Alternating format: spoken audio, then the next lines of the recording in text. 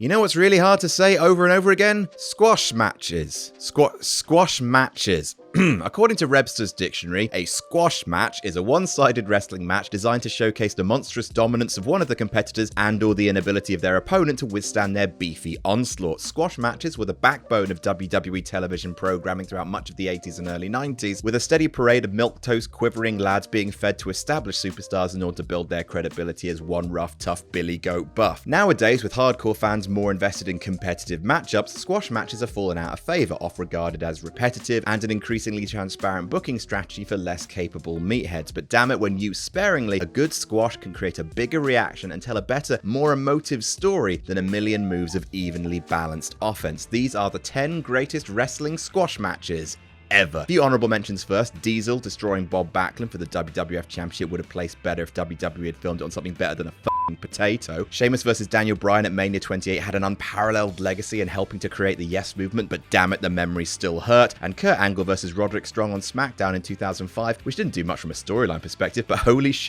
Kurt slaps the undisputed piss out of him. Right, onto the list proper. Number 10, Zach Gowen versus Brock Lesnar. Oh no, it's a murder! And not just any murder, Bork killed one-leg man in front of his one-leg mam. On the 21st of August episode of SmackDown in 2003, Brick Lorenzo, bad man with bad plans, proved his dominance by squashing Zach Gowen, a one-legged wrestler. After getting himself DQ'd by cracking Zach open with a chair, Lesnar repeatedly F5s the lad into the ring post, throws him around, and does it all whilst performing a Type 5 comedy set in front of Zach's real-life actual mum, gloating, offering her to shake his hand, all while she stands there with an "oh no, my boy" expression. Look, we've all seen a look of concern from our mothers' real life choices, but thankfully not many of us have seen Brock Lesnar then physically barge our mothers out the way in order to keelhaul us off a stretcher and continue the nightmare violence. Few things have made Brock seem more of a heartless, unstoppable villain, and it's not exactly a comfortable watch, but it's damn sure memorable. Number 9, Honky Tonk Man versus Ultimate Warrior. The Honky Tonk Man's Intercontinental title run of the late 80s is defined by two numbers, 454 and 31. He held the belt for 454 days, a record which still stands to this day, and at SummerSlam 88, the first ever SummerSlam pay-per-view WWE ever produced, he lost it to the Ultimate Warrior in 31 seconds. Warrior runs to the ring, and before Honky can say, well, this is quite the dilly of a pickle, he's up over Warrior's head. A running splash later, and the year-and-a-quarter long reign was over in the blink of an eye. It's the first great SummerSlam memory and one of the most enduring moments in the history of the IC title. Squash matches aren't just an effective tool in building the myth of a monster, they can also be a jolt of unexpected adrenaline on even the biggest of cards. Speaking of, number 8, John Cena versus The Undertaker. Daft this. So a lot of this match's legacy has been reduced by Morbid George's Last Ride documentary, which revealed that Taker Cena being an exhibition squash was a big disappointment to the dead man, even though the newly hipped Taker and Cena could have, in Taker's words, gone full dream match length during their bout at WrestleMania 34. Evidently WWE were gun-shy after Mania 33's dodgy dogfight, and had Taker drub Cena with mind games both spooky and ooky. Considering that Taker Cena was still a dream match to many, a 3-minute match is disappointing, but it's still a monumental piece of entertainment. The whole Cena in the crowd angle, with John utterly failing to convince as a regular person with a regular shirt, regular jeans, and a regular beer. The fake out with Elias, and then finally the Phenom, utterly triumphant after Mania 33 made him look all too human. It's all very silly, but suitably memorable for what may be the silliest and most memorable gimmick of all time. Number 7, Braun Strowman versus James Ellsworth. When a squash match helps create a character that people want to see more of, it's a good squash match. When it helps create two, it's undeniably great. For the longest time, Braun Strowman was shit.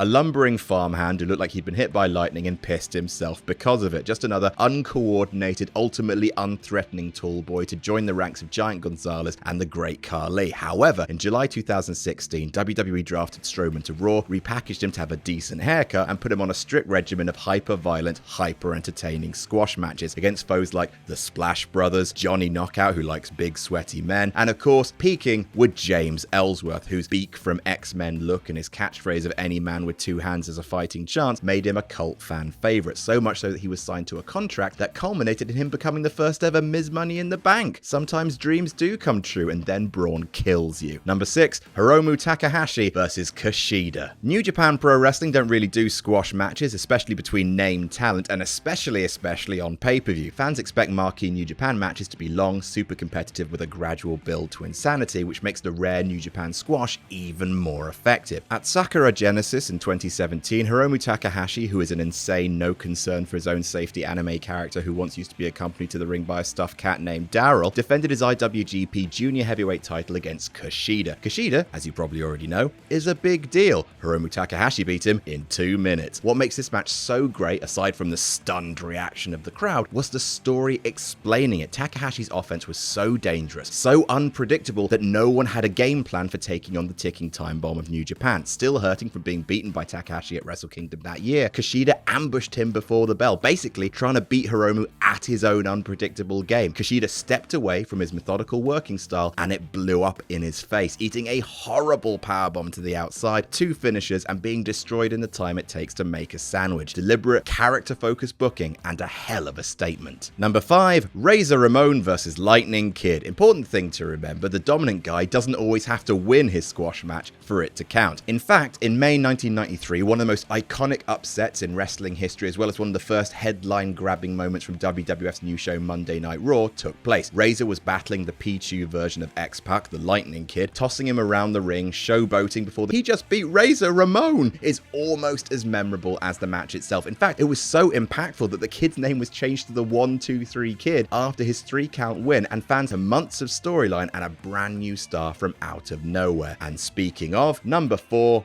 Big Van Vader versus Antonio Inoki. Back to New Japan we go for a squash match that was so unexpected, so shocking, and that worked the crowd so much it started an actual riot. Japanese crowds don't make signs about wrestler wins or we riot, they just do it. Antonio Inoki was basically the Vern Gagne of Japan, founding his own breakaway wrestling promotion before taking it to great success by booking himself as the top star. At the end of 1987, Antonio Inoki was 2 years deep into an undefeated streak in New Japan and felt his run had gotten stale. To shake things up, he decided to bring in a brand new Gaijin monster and push him to the moon. Enter Big Van Vader, a man who wore the coolest entrance gear of all time and became a legend in Japanese wrestling. How did he become that legend? In December 1987, at Tokyo's prestigious Sumo Hall, he wrestled Antonio Inoki, the man who 10 years earlier had taken Muhammad Ali to a draw, a man who had once unofficially become WWF champion by beating Bob Backlund, one of the most recognizable Japanese athletes of all time, and Vader beat him, checks notes, without Inoki hitting a single move. Hot damn. Confused and incensed at the death of their hero, fans tore up the seating of Sumo Hall, leading to New Japan Pro Wrestling being banned from the venue for 2 years, while Vader began a run that would shift thousands upon thousands of tickets for the company. Number 3, Brock Lesnar versus John Cena. Oh, this is silly, but I love it. Some fans really hate Suplex City, believing that on his worst day, Brock just shows up, performs the same exact match as he has on countless occasions. German suplex, hope spot, counter finisher into an F5, home in time to try out a brand new fashion look. Maybe cowboy boots and a 3-piece suit, maybe a fedora. One odd volcano you are, Mr. Lesnar. And sure, there have been some bad times, but holy hell, the birth of Suplex City was a sheer, unexpected, industry-shifting joy. Lesnar squashed John Cena in the main event of SummerSlam 2014, just ate his lunch, made him a brand new lunch to say sorry, and then ate that lunch too. Cena hadn't been dominated like that since that episode of Total Divas that I saw in a dream one time, and fans loved it. And Brock briefly became the best thing in wrestling, and Suplex City was a metagaming wrestling cheat code that somehow gave us a brand new type of hyper-entertaining exhibition squash match. The best kind of surprise. Number 2, Mr. Brody Lee versus Cody. Man founds his own wrestling promotion, man becomes tentpole figure for said promotion, books himself to become champion, goes on an undefeated run, only to book an outside monster to mercilessly squash him. If all this sounds familiar, that's because Cody has explicitly stated in interviews that for his match against the late great Brody Lee on the August 22nd, 2020 episode of Dynamite, he was trying to exactly recreate Vader versus Inoki. I just wish this had had a proper crowd. Oh man, I wish there'd been a proper crowd. Cody gets a few punches in, and then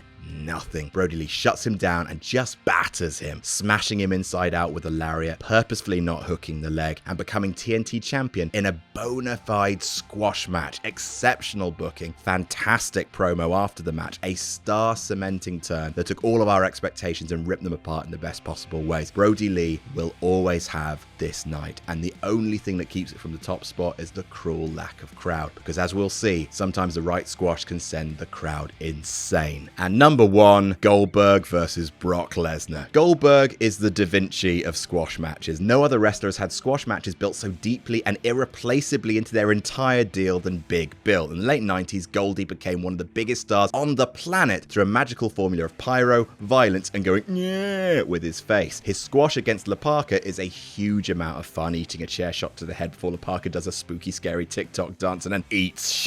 His match and post-match shenanigans with Dolph Ziggler at SummerSlam 2019 was hugely entertaining, but it's this match. Of course it's this match. Survivor Series 2016. After beating Taker's streak, squashing Cena, after dominating everyone, Brock Lesnar challenged Goldberg to a fight. Goldberg showed up, did a silly face, and then squashed Brock silly. A shove, 2 spears, a jackhammer, and pandemonium ensued. Goldberg's first match back, Brock's run of dominance, it was so shocking that it briefly broke my and every other wrestling fan's brain. Sure, it may have led to bad things like Goldberg squashing Kevin Owens and The Fiend, but good goddamn, at Survivor Series that night, it was a beautiful moment of everyone coming together to rant and or rave about pro wrestling still having the power to shock us to the core. And that's our list. What are your favorite squash matches? Let us know below, and don't forget to subscribe to PartsFunknown, the new home of my wrestling lists, as well as fantasy bookings, actually good videos, explained, Quizlemania, all the good stuff. Jam that jam.